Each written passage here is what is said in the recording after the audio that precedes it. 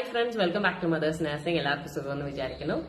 So നമ്മുടെ ഇന്നത്തെ video update LBSന്റെ സെക്കൻഡ് അലോട്ട്മെൻറ്റ് വന്നതിന് ശേഷം ഒക്കെ ആയിട്ട് സംശയങ്ങൾ ചോദിച്ചിട്ടുള്ള കാര്യങ്ങൾ ആസ്പദമാക്കിയിട്ടാണ്.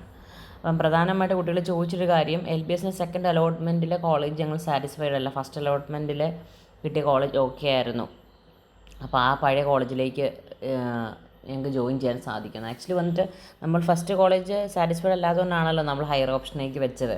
അപ്പോൾ നമുക്ക് നിലവിലുള്ള അലോട്ട്മെൻറ്റിലെ കോളേജിൽ ചേരുക, ഇല്ലെങ്കിൽ എഗെയിൻ നിൽക്കുക ഹയർ ഓപ്ഷനായിട്ട് വെച്ച് അടുത്ത അലോട്ട്മെൻറ്റ് പങ്കെടുക്കുക എന്നുള്ള രീതിയിലാണ് സാധ്യമാകുന്നത് കേട്ടോ. അപ്പോൾ അത് നമുക്ക് ഓർമ്മയിൽ വെക്കുക. ഇനി നമ്മൾ നെക്സ്റ്റ് അലോട്ട്മെൻറ്റിന് വെയിറ്റ് ചെയ്യുന്നവരാണെങ്കിലും എന്നോട് അതേ ചോദ്യം ചോദിച്ചു, ഞങ്ങൾ അടുത്ത അലോട്ട്മെൻറ്റിലുള്ള കോളേജ് ഞങ്ങൾ സാറ്റിസ്ഫൈഡ് അല്ലെങ്കിൽ ഞങ്ങൾക്ക് സെക്കൻഡ് അലോട്ട്മെൻറ്റ് കിട്ടിയ കോളേജ് തിരിച്ച് പോകാൻ പറ്റുമോ? അതൊരിക്കലും പറ്റുന്നൊരു കാര്യമല്ല. അത് നമുക്ക് ഏത് കോളേജാണോ ഫൈനലി അലോട്ട് ചെയ്യുന്നത്, ഓക്കെ, അവിടെ നമുക്ക് പറ്റുള്ളൂ. അപ്പോൾ നിങ്ങൾ ഓൾറെഡി ഈ പർട്ടിക്കുലർ കോളേജിൽ സാറ്റിസ്ഫൈഡ് ആണ് എന്നാണെങ്കിൽ ആ രീതി തന്നെ പറഞ്ഞ ഇൻസ്ട്രക്ഷൻസ് അനുസരിച്ച് തന്നെ മൂവ് ഓൺ ചെയ്യേണ്ടതാണ് കേട്ടോ.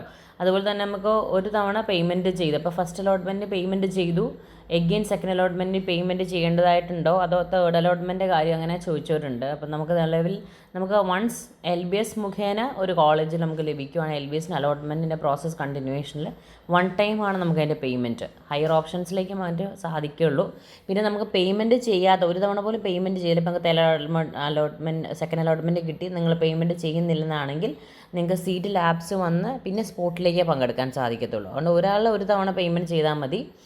അപ്പം പ്രത്യേകം നമുക്ക് അതുപോലെ തന്നെ കാറ്റഗറി റിസർവേഷനുള്ള കുട്ടികൾക്ക്, ആനുകൂല്യമുള്ള കുട്ടികൾക്കാണ് പേയ്മെൻറ്റ് ഇത് വരുന്നത്. അല്ലാതെ നമുക്ക് ജനറൽ കാറ്റഗറിക്ക് എല്ലാം വരുന്ന 25,000 അതവർ പറഞ്ഞിട്ടുണ്ട്. നിങ്ങൾക്ക് നിശ്ചിതമായ അലോട്ട്മെൻറ്റ് മെമ്മോതിനകത്ത് എത്ര രൂപ അടയ്ക്കേണ്ടെന്നുള്ള കാര്യം. അപ്പോൾ ഓൺലൈൻ പ്രൊവിഷൻ ആണെങ്കിൽ അപ്ഡേഷൻ ഓൺ ദ നെക്സ്റ്റ് ഡേയിലേ വരുള്ളൂ. അപ്പോൾ പേയ്മെൻറ്റ് അപ്ഡേഷൻ അനുസരിച്ചായിരിക്കും ഫർദർ ഡീറ്റെയിൽസ് വരിക. അപ്പം അതുകൊണ്ട് തന്നെ നിങ്ങൾ ഈ പേയ്മെൻറ്റ് ഫസ്റ്റ് ടൈം ചെയ്തവർക്ക് പിന്നെ ചെയ്യേണ്ടി വരുന്നില്ല. പക്ഷേ ഒരു തവണയിലും സെക്കൻഡ് അലോട്ട്മെൻറ്റ് പേയ്മെൻറ്റ് ചെയ്തില്ലെങ്കിൽ ഓർമ്മയിൽ വെക്കുക, പിന്നെ സ്പോട്ടിന് സാധ്യമാകുകയുള്ളൂ. അപ്പോൾ ഹയർ ഓപ്ഷൻസ് വെക്കുമ്പോഴെപ്പോഴും ഞാൻ റീഅറേഞ്ച്മെൻറ്റ്സ് ചെയ്യുമ്പോഴും നിങ്ങൾ പോകാൻ ഉദ്ദേശിക്കുന്ന രീതി തന്നെ വെക്കുവാണെങ്കിൽ മറ്റൊരു കുട്ടികൾക്ക് അതിൻ്റെ ഓപ്പർച്യൂണിറ്റീസ് നഷ്ടപ്പെടുന്നില്ല. അപ്പോൾ അതുകൊണ്ട് എപ്പോഴും നമ്മൾ ശ്രദ്ധിക്കേണ്ട ഒരു കാര്യമാണ്. ഞാൻ ഫസ്റ്റ് തൊട്ട് വീഡിയോസ് ചെയ്യുമ്പോൾ ഞാൻ സംസാരിക്കുന്നൊരു കാര്യമാണ്, നമ്മൾ കോളേജ് ഓപ്ഷൻസ് വെക്കുമ്പോഴെപ്പോഴും നമ്മൾ പോകുന്ന രീതി തന്നെ ചെയ്യുന്നതാണ് എപ്പോഴും നല്ലത്. കാര്യം പിന്നീട് പഴയ കോളേജിലേക്ക് അതായിരുന്നു കുറച്ചും കൂടി ബെറ്റർ, അങ്ങനെ എപ്പോഴും ചേഞ്ച് ചെയ്യാമെന്ന് പറഞ്ഞു കഴിഞ്ഞാൽ നമുക്ക് ബുദ്ധിമുട്ടാണ്. അപ്പോൾ അതുകൊണ്ട് അത് വളരെ ശ്രദ്ധയോടെ തന്നെ കാര്യങ്ങൾ ചെയ്യാൻ ശ്രമിക്കുക. അപ്പം LBS മാത്രമല്ല, മറ്റുള്ള അസോസിയേഷനാണ് നിങ്ങൾ മൂവ് ഓൺ ചെയ്യുന്നുണ്ടെങ്കിലും ഇതേ ഒരു പ്രൊസീജിയറൊക്കെ തന്നെയാണ്.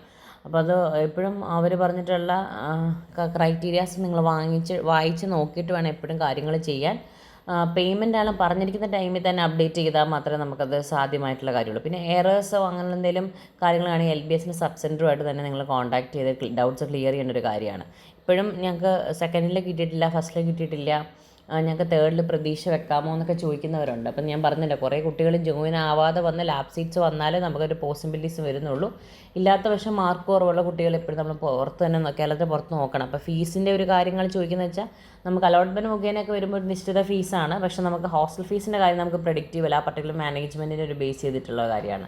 തീരെ ഫിനാൻഷ്യൽ ഡൗൺ ആയിട്ടുള്ളവർ ജനറൽ നഴ്സിംഗ് ആയിട്ട് മൂവ് ഓൺ ചെയ്യുക, അല്ലെങ്കിൽ കേരളത്തിന് പുറത്ത് നമുക്ക് നീറ്റിൻ്റെ ബേസിസിലുമൊക്കെ എഴുതിയ കുട്ടികളൊക്കെ ആണെങ്കിൽ അങ്ങനെ റെപ്യൂട്ടഡ് മെഡിക്കൽ കോളേജസിൽ ആപ്ലിക്കേഷൻസ് വെക്കാം. അതുപോലെ തന്നെ മാർക്ക് കുറവാണ്, ഫിനാൻഷ്യലി ഓക്കെ ആണ്, പക്ഷേ നമുക്ക് മാർക്ക് കുറവെന്നുള്ളതൊക്കെ ആണെങ്കിൽ PCB കുഴപ്പമില്ലാത്ത മാർക്ക് എന്നുള്ളതാണെങ്കിൽ നമുക്ക് തമിഴ്നാട് മെഡിക്കൽ കോളേജസിലൊക്കെ ഓപ്ഷൻസ് വെക്കാം. അപ്പം നിലവിൽ നമുക്ക് ഈ ഒരു ടൈമിൽ ആപ്ലിക്കേഷൻ വെച്ചാൽ മാത്രമേ നമുക്കത് അപ്ലൈ ചെയ്യാൻ ഒരു പ്രൊവിഷൻ ഉണ്ടാവുകയുള്ളൂ കേട്ടോ. അപ്പോൾ നിങ്ങൾക്ക് അങ്ങനെ അപ്ലൈ ചെയ്യുന്നതിനെക്കുറിച്ച് സംശയമുണ്ടെങ്കിൽ ഡെഫിനറ്റ്ലി മദേഴ്സ് നഴ്സിൻ്റെ ഒഫീഷ്യൽ നമ്പറിൽ കോൺടാക്ട് ചെയ്ത് ചോദിക്കാവുന്നതാണ്. അപ്പം നിലവിൽ മദേഴ്സ് നഴ്സിൻ്റെ ഒഫീഷ്യൽ നമ്പറിൽ ചോദിച്ച സംശയങ്ങളെ ആസ്പദമാക്കി ഞാൻ വീഡിയോസ് അപ്ഡേറ്റ് ചെയ്യുകയാണ് ചെയ്തത്. അതുകൊണ്ട് പ്രത്യേകമായിട്ട് നിങ്ങൾ ഇപ്പോഴും പേയ്മെൻറ്റ് റിലേറ്റഡ് ടു ഒക്കെ ഡൗട്ട്സ് ഒക്കെ ഉണ്ടെങ്കിൽ നിങ്ങൾ പ്രോസ്പെക്റ്റ് ഒന്ന് ചെക്ക് ചെയ്യണം. ഓക്കെ, അപ്പോൾ ഒത്തിരി പേര് ഈ ഒരു കോമൺ ഡൗട്ട് ചോദിച്ചിട്ടുണ്ടായിരുന്നു റിലേറ്റഡ് ടു ദ പേയ്മെൻറ്റ്, പിന്നെ ഫർദർ അലോട്ട്മെൻറ്റ് പ്രോസസ്സിനെ കുറിച്ചിട്ട്. അപ്പോൾ മെയിൻ 3 അലോട്ട്മെൻറ്റ്സ് ആണ്, പിന്നെ ലാബ് സീറ്റ്സ് വരുന്നതാണ് നമുക്ക് സ്പോട്ടിലേക്ക് പോകുന്നത്. നമുക്ക് സപ്ലിമെൻ്ററി അലോട്ട്മെൻറ്റ്സ് വരാം. അപ്പോൾ ലാബ്സിനനുസരിച്ച് എത്ര സീറ്റ് മിച്ചം വരുന്നുണ്ട് അത് മാത്രമായിരിക്കും സ്പോട്ടിലേക്ക് വരിക. അപ്പോൾ നമ്മൾ ഉദ്ദേശിക്കുന്ന കോളേജ് തന്നെയൊന്നും നമുക്ക് പ്രെഡിക്റ്റ് ചെയ്യാം, അവിടെ സീറ്റ് ലാബ്സ് ഉണ്ടെങ്കിൽ സ്പോട്ടിലേക്ക് വരികയുള്ളൂ. അതുകൊണ്ട് കിട്ടിയ ഓപ്പർച്യൂണിറ്റീസ് കിട്ടിയ കുട്ടികൾ മാക്സിമം അത് യൂട്ടിലൈസ് ചെയ്യുക. പിന്നീട് അത് വേണ്ടിയിരുന്നു എന്ന് വിചാരിച്ചു കഴിഞ്ഞാൽ നമുക്കത് ബുദ്ധിമുട്ടാണ്. അപ്പോൾ അതുകൊണ്ട് തന്നെ കാറ്റഗറി നമ്മൾ ഷഫിൾ ഔട്ട് ചെയ്യുന്ന സമയത്തും റീഅറേഞ്ച്മെൻറ്റ്സ് ചെയ്യുമ്പോഴും പോകുന്ന രീതിയിൽ തന്നെ ശ്രദ്ധിക്കുക. എപ്പോഴും ഒന്ന് മറുപടി മനസ്സിലാക്കണം, നിങ്ങൾ റീഅറേഞ്ച്മെൻറ്റ് ചെയ്താലും നിങ്ങൾ അറേഞ്ച് ചെയ്യുന്ന കോളേജസിന് പ്രിഫറൻസ് ഒത്തിരി ഉള്ള ഒരു കോളേജാണെങ്കിൽ നിങ്ങൾക്ക് ചിലപ്പം സെയിം കോളേജ് തന്നെ വരാം, അല്ലെങ്കിൽ നിങ്ങളുടെ കുറച്ചും കൂടി പുറകിൽ നിൽക്കുന്ന കോളേജ് വരാം. അത് ഡിപ്പെൻസ് അപ്പോൺ യുവർ മാർക്ക്. അതൊന്ന് മനസ്സിലാക്കുന്നത് നല്ലതായിരിക്കും. അപ്പം ഇതൊരു കോമൺ ഡൗട്ടായിട്ട് ഒത്തിരി കുട്ടികൾ എനിക്ക് മെസ്സേജ് ചെയ്യുണ്ടായി. അപ്പോൾ അതുപോലെ തന്നെ LBS സംബന്ധമായ ഡൗട്ട്സ് ഞാൻ കോമൺ ടോപ്പിക് ആണെങ്കിൽ ഞാൻ വീഡിയോസായിട്ട് തന്നെ ആയിരിക്കും ഇൻഡിവിജ്വലി റിപ്ലൈ ചെയ്യുന്നതിനെക്കാട്ടും എനിക്ക് അങ്ങനെയാണ്. കുറേ കൗണ്ട്ലെസ് മെസ്സേജ് വരാറുണ്ട്. കോമൺ അല്ല ഇൻഡിവിജ്വലി മറുപടി ചെയ്യേണ്ടതാണെങ്കിൽ അങ്ങനെ ചെയ്യും. കോമൺ ഡൗട്ടാണെങ്കിൽ ഞാൻ വീഡിയോസ് തന്നെ പോസ്റ്റ് ചെയ്യുന്നത്. അപ്പോൾ വീഡിയോസിൻ്റെ നോട്ടിഫിക്കേഷൻ കിട്ടാൻ ചാനൽ സബ്സ്ക്രൈബ് ചെയ്ത് വെക്കുക. കാര്യം നമ്മൾ LBS മാത്രമല്ല, നമ്മൾ നഴ്സിംഗ് സംബന്ധമായ പഠന കാര്യങ്ങളും എല്ലാം നമ്മുടെ ചാനൽ എപ്പോഴും അപ്ഡേറ്റ് ചെയ്യുന്നതാണ്. അപ്പോൾ നഴ്സിംഗ് ഫോക്കസ് ചെയ്യുന്നവർ അതിൻ്റെ അപ്ഡേഷൻസ് എപ്പോഴും അറിഞ്ഞു വെക്കുന്ന ഒത്തിരി ബെനിഫിഷ്യൽ ആയിരിക്കും.